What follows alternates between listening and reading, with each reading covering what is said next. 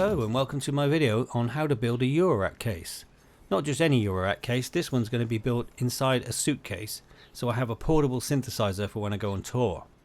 I got two of these sturdy suitcases in an auction recently, and I thought they'd be ideal for this task. I don't know many Eurorack modules that are deeper than 3 inches. Luckily, because my side panels are 18mm, I've got an extra inch at the bottom here, so I should be able to accommodate any Eurorack module I come across. These are the basic tools I'll be using: my handsaw, paint, glue, screwdrivers and screws, electric screwdriver and drill bits. I got 4 of these Eurorack rails on eBay for about £7 each. You can fix them from the ends here, but I'm going to drill holes in the sides and then screw them into my frame. I've measured and marked out all the frame pieces I need. I prefer to use a handsaw as I find I get straighter cuts with it. If you point your finger down the line of the saw, you never fail, just follow the line.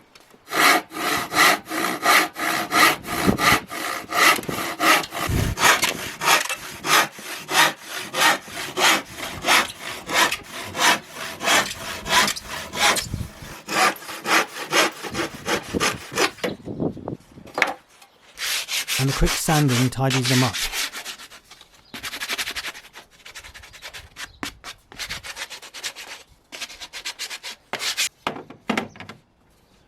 I'm arranging them in the case to check that they all fit.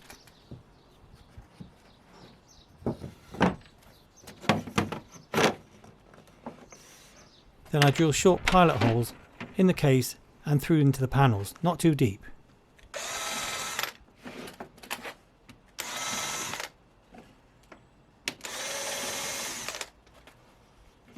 I screw the screws in just halfway for now.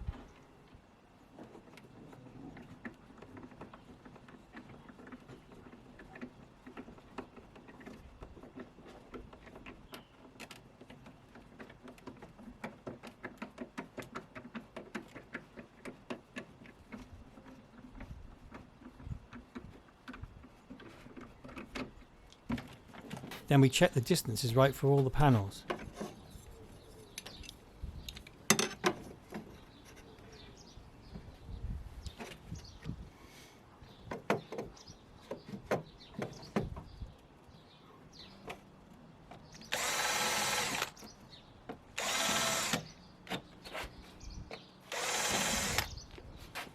Again, I fix them in lightly.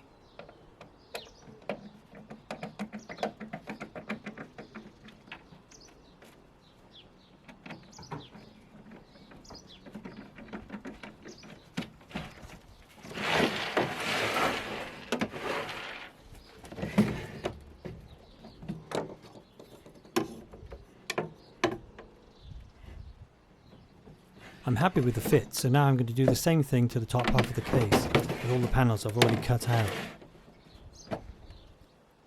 There, looking good.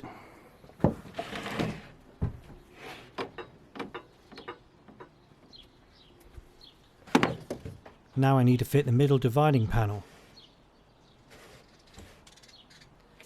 I'm using an oil-based paint as I want to make sure all the panels are water resistant.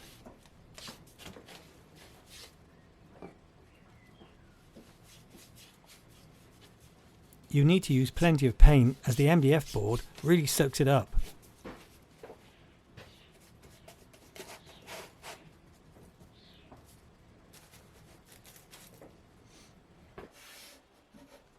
To get the perfect spacing for the central dividing panel, I'm using my Eurorack rails with 2 Eurorack blanking panels, one at each end.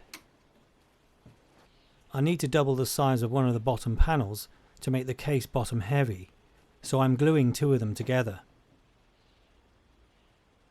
Some of you may recognize the sawtooth pattern here.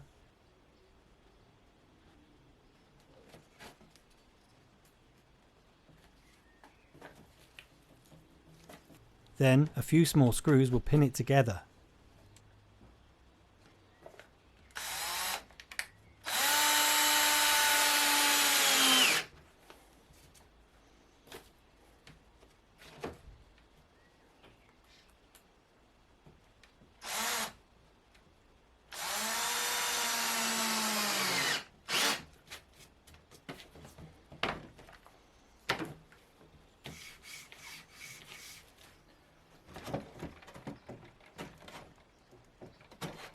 Now it's time to reassemble the frames. I've got my handy spacing tool again.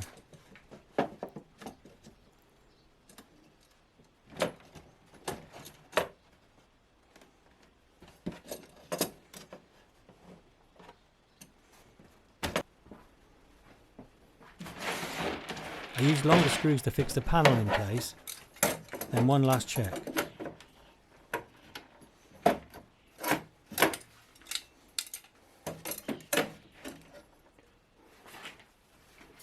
For the top section, I plan to use these Behringer Eurorack 19-inch rack mount units.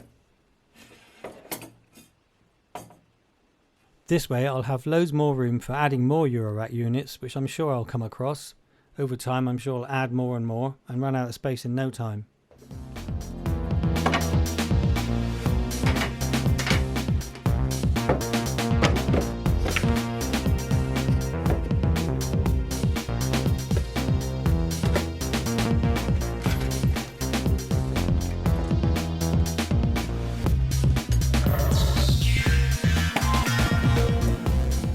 Getting the panel spacing right is the same as before, using the 19-inch rack mount to space them. Yet more sawing and sanding. There's always a bit of play with these, so a millimetre out here or there is fine.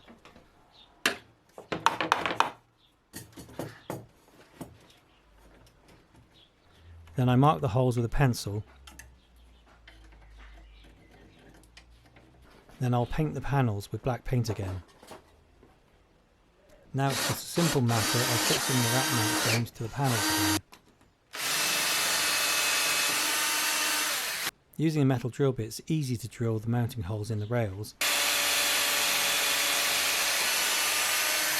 3 per rail. To make sure the rails don't wobble about, I'm using these rubber strips. As you can see, there is a 1mm gap under the rail. The strip slots in nice and tightly. A square wave glue pattern this time. This is just normal wood glue, by the way.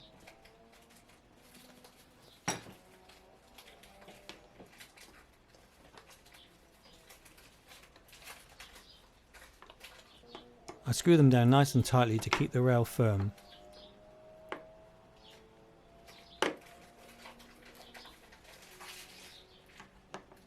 And then leave it aside to dry. I know I'm being a bit OCD about checking the gaps between the rails, but it's really important. You need to allow for all the various different Eurorack brands to fit in. Some of them vary slightly, but it's only a small amount. I'm close enough here, I think. One last check on the 19-inch rack mount section. It all seems fine.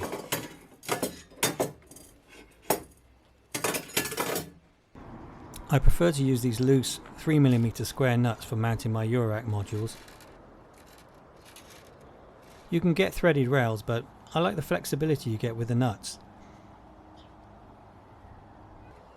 I fix a nut in the rails at one end. This stops the rest from falling out as I load them.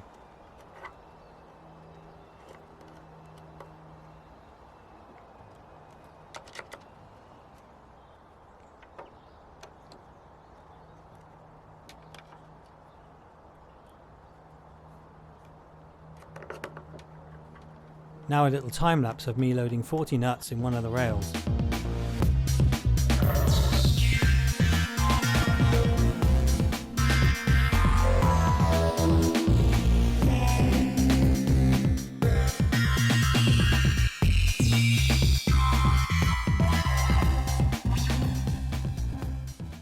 There, just 3 more to go.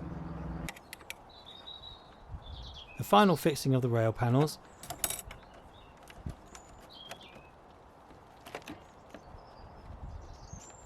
I've upped the size of the screws to make it more firm.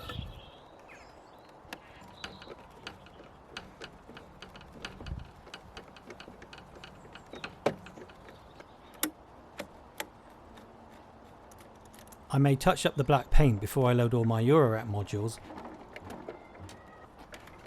For my next video I'm going to start building my modular synthesizer inside this case. I'll show you what power supplies I'm using, as well as MIDI control and all the other little extras I've bought over the time. Over the last year, I've been buying one unit at a time of the Behringer System 100. I'm just waiting for the dual envelope to arrive to complete the system.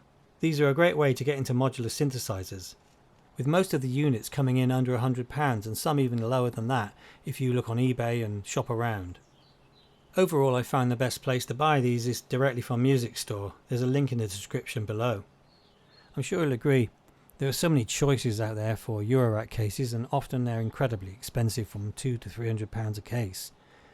I think what I built is a nice cheap option, and I think it's a little more fun than the usual case. It's certainly portable. Anyway, I hope you've enjoyed this video. Please like and subscribe, and I hope to see you again soon.